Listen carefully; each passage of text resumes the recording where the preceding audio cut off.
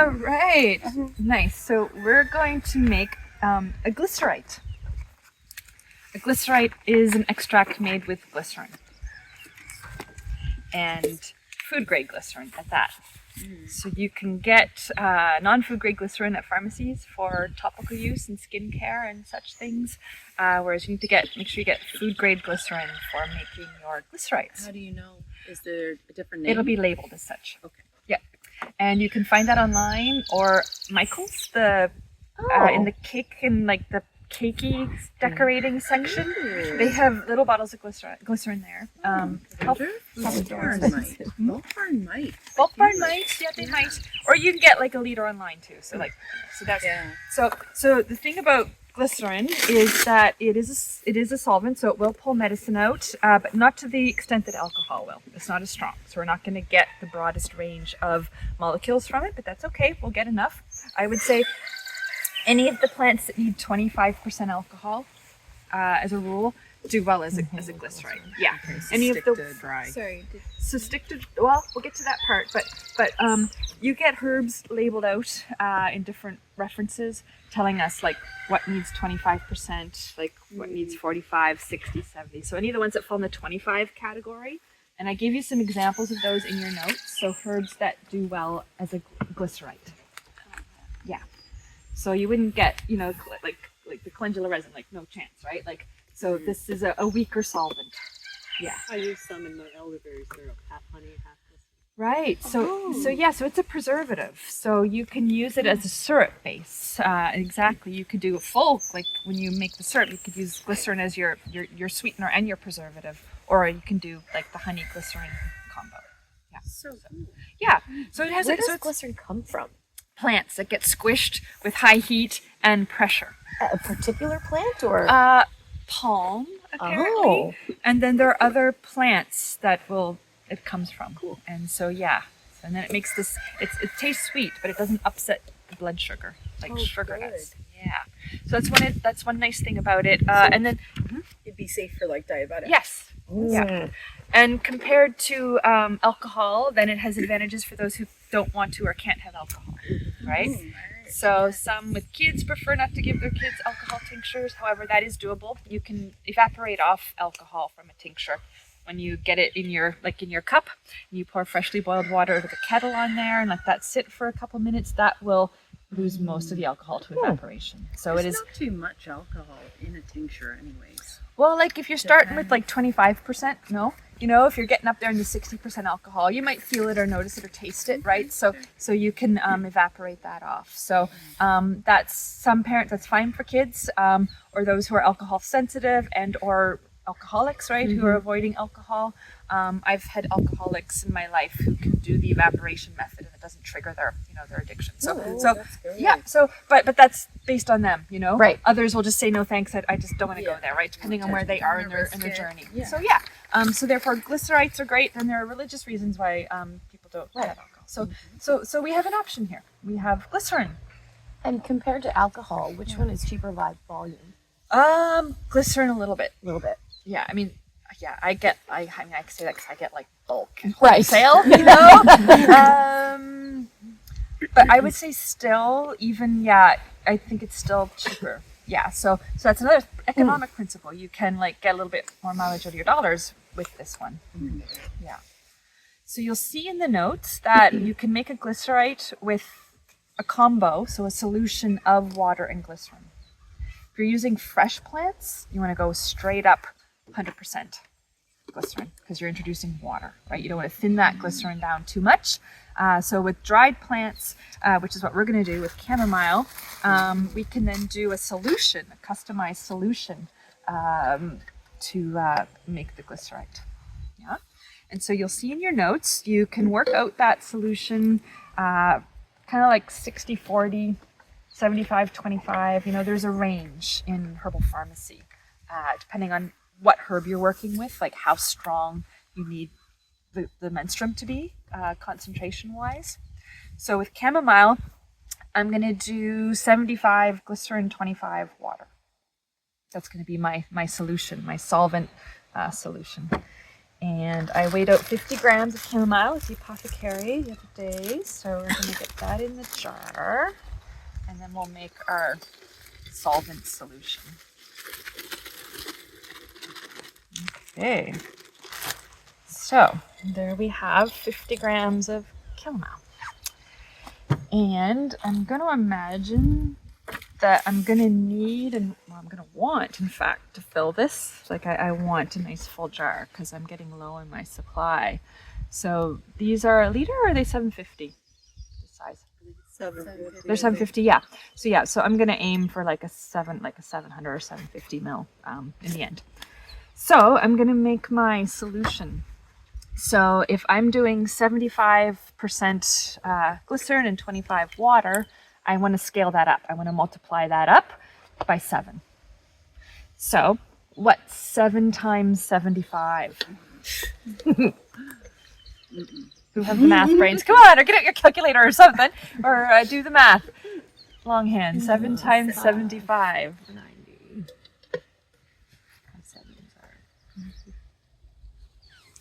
7 times 75. 525. Thank you. Okay. 525. Right. So, and then, okay, so I'm going to do 525. If I have 525 in this bottle. It's going to be really close. Can you times that by 7 because you want 700 mils? Yeah. Okay. I could squeeze this bottle, wring it out. Come on. Squeeze it. While I'm squeezing the bottle, do the math now. I need 7 times 25 for the water. 175? 175? Okay. My goodness. So, here we run into a little obstacle. You have to do math backwards. So, I have 400 mils. What's that divided by 75? What's 400 divided by 75? What is it, ladies? I'm not doing that one when she got the calculator. I'm just gonna let them do that. 5.33333333. Let's call it 5. So we did 5 times 75. So we're going to do 5 times 25, which we all know that one, right? 125? 125. So yeah, so I've got 400 glycerin. I'm going to take that up to 525, yeah? 5. And that's water. Yep, that's water. Okay. That's such a satisfying look. Yeah. So that's the menstruum. Ooh, and I've got a little bit of sweetgrass in there. I will pluck that out. Don't need that in there. So that's the menstruum. If I had my kitchen sink close by, I would have just rinsed this beforehand, but I don't, and that's fine. Spiritually, maybe your chamomile needs that. Maybe. Euphoria. Yes. So hopefully you saw that calculating I did there. Did you follow what I just did there? Is it written in here? Well, not exactly that calculation, but I did. Theory. I wrote in there the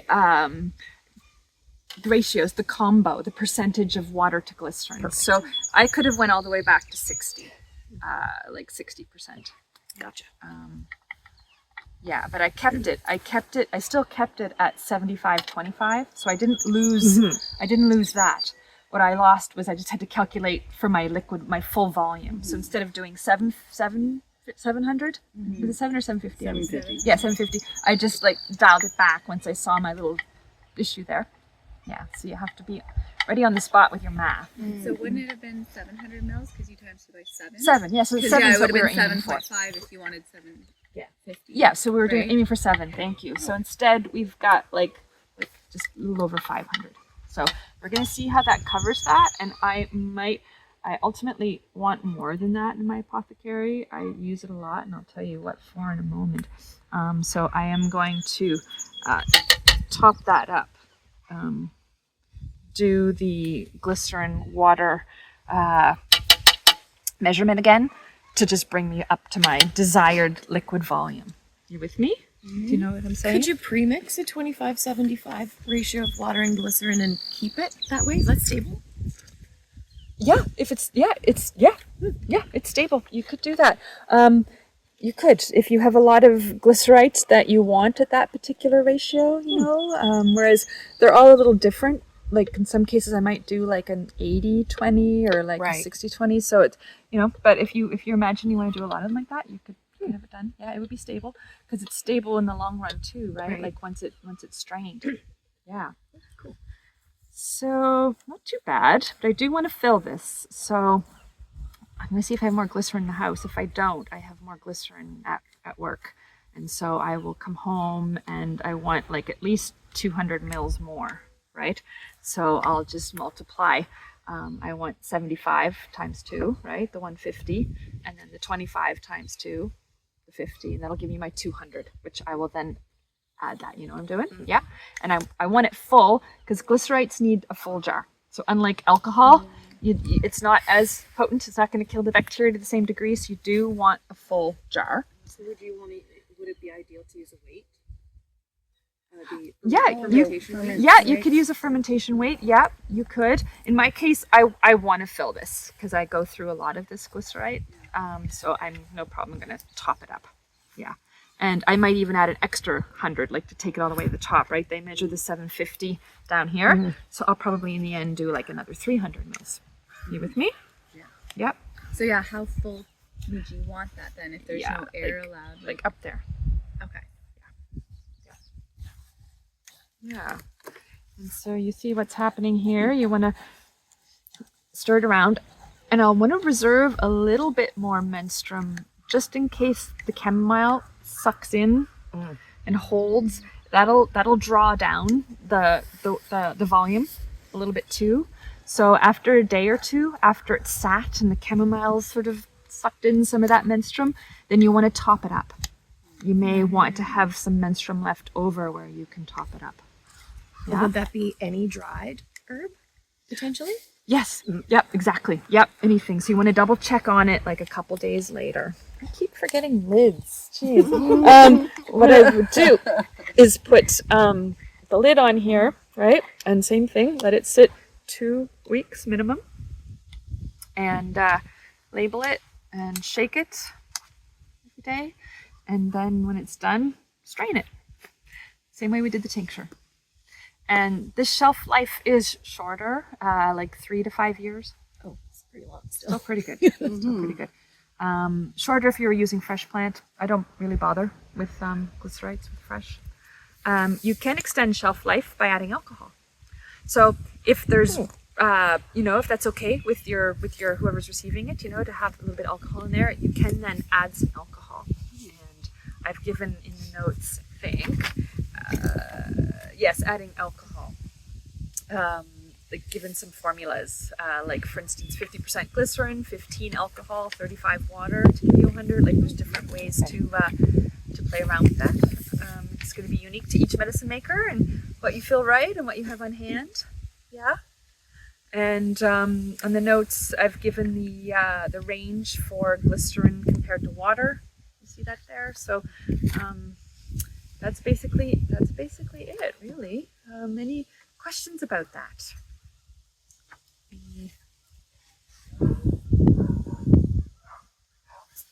Pass around my chamomile glycerite to try. Would glycerites be better stored in the fridge, or are they shelf stable? You could extend their life by keeping them in the fridge. Yeah, tinctures, no need. But you could extend their life, definitely, like potentially even double it. Yeah. Cool. And how long do they need to steep for again? Minimum 2 weeks. Same as same. Okay. Yeah.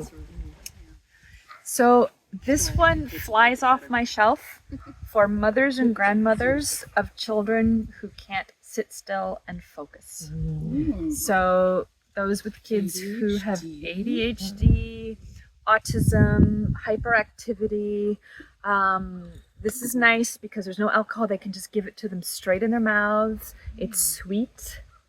The chamomile gives a nice flavor. And I've had so many testimonials, so many mothers and grandmothers, like so grateful to chamomile for how it calms their children. And it's easy, it's tasty. The kids like to take it. Any of you have kids know that coaxing kids to take herbal remedies isn't always easy. The tastes are strong, or they're just like finicky, or they just don't want to be bothered with, right? So all of that, I could say, can be remedied to a degree with a glycerite. They're much more open to taking them because they taste good. Yeah, and depending on the herb you're using, now my mugwort glycerite that we had last night, they probably won't go for it. But like a nice tasting glycerite, right? Like, you know, if you want to take elderberry, you know, or mint, or lemon balm, or chamomile, then they'll usually. Oh yeah, yeah. My Agreed. kids will take elderberry syrup perfectly fine. Yeah, Just not the tinctures. yeah, yeah. Alcohol's strong. So that's chamomile glycerite. So I'm gonna let this sit for a couple weeks. I'm gonna top it up, and then once I've topped it up, then I'm gonna give it the full 2 weeks. Strain it, label it, store it. How long would you be comfortable letting it be where it is before you top it up? Like a day? Oh no, like a couple of days. Okay. Like, yeah. 4 days, no problem. Long enough to go to the store if you need to. Yeah, true. I'm gonna go root around in there. I might have some, so I have to go in and have a look. Yeah, yeah. So any questions about that? How often would you give the chamomile glycerite to children or adults that need to sit still? Yeah, often, like every hour if need be. If you're on a road trip, you know, you're driving 5, you know, like 17 hours, like Sharon did, you know, with kids in the back seat. You know, every couple hours, you know, here's your kids like a little skirt, right? So it depends on the situation. Or if you need to be busy in the background and, you know, have your kids plugged into their schoolwork or whatever they're doing, and you just want somebody to stay there, you know, you could like test it out and then see maybe an hour later. I'm talking about my husband. Oh yeah, He's a pretty big guy. Right? yeah. And so then the dose depends on, you know, either the weight of the person or the age. And so I have calculated doses for children based on their age. And so that's the other thing to consider. You know, you can go anywhere from for little babies, like infants could have this if need be for colic and such, or if they're not sleeping, you know, for all kinds of reasons, then, you know, they might just do like a couple drops. Whereas like as you go up in the ages, then that extends, and then how often you repeat that dose, it depends on the situation, you know. And I start with the lowest possible dose and less frequency at first to see if the little goes a long way, and then if not, then you can then determine how frequently or based on how they react to the herb, because some kids might react strong to this, and others, you need to actually give them 15 minutes later. You know, if you're not seeing, usually you'll see the first results in about 15 minutes, and if you're not, then okay, time for that second dose for them. You know, so it just depends on each person receiving. That's true for adults too, in terms of frequency of dosing and dose itself. Some of us may get by with a little bit, and some need a heavier. And does it depend on? Oh, sorry. No, your turn. Like a duration of time, like if you use it for 3 days compared to 3 months every day. Yes. So with long-term use, and many herbs are great and fine for 6 months, 12-month use. If you're resolving something deep, like a deep chronic condition, then that's fine. And then you would just take little breaks. It's called pulsing. So you might take it for a month and then take 3 days off, then start. Month, 3 days off. You could do it that way. Just take little breaks. That's true to pretty much any medication, actually, even pharmaceutical. If you're getting a tolerance built up, you need to. Well, I shouldn't say that. It's not every medication. Don't stop taking your heart medication. Yes. Yeah, and that's it about tolerance. We have a vital force response whenever we try something new.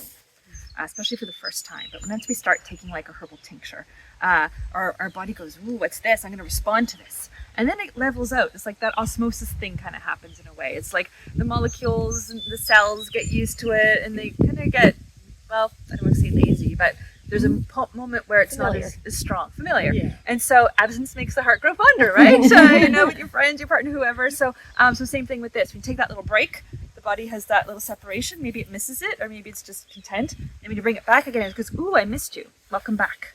So that's what's happening now with taking those breaks. Yeah. And then there's a whole seasonality to taking herbs too. I mean, if you're not needing them for dealing with illnesses and ailments, then there's the whole concept of building herbs into your seasonal routines just because they're there. And also acknowledging that in different seasons of the year, we have different needs, like all of us. Aside from ailments, there's just certain things that enjoy being supported. You know, when it's cold in the winter, we want warm things. You know, when it's hot in the summer, we want cooling things. Like there's basic that kind of stuff. So then we can tie herbs into lifestyle just to help us be, you know, more in tune with the seasons and healthier preventatively, and just be more harmonious. So you don't need to have illness to rely on herbs, right? That's the beauty of it. Yeah. All right. Yeah. How are we doing for time? Is it 12? Okay, perfect. Yeah. So it's getting chilly and it's getting 12. So we're going to break for lunch and come back and deal with our rose fluorescence after lunch and do some other foraging. We're going to do a facial today, and then we're having our sauna after dinner. Yes. So whatever chill you feel right now, like it's okay. Yarrow's gonna like heat us up this evening. So yeah.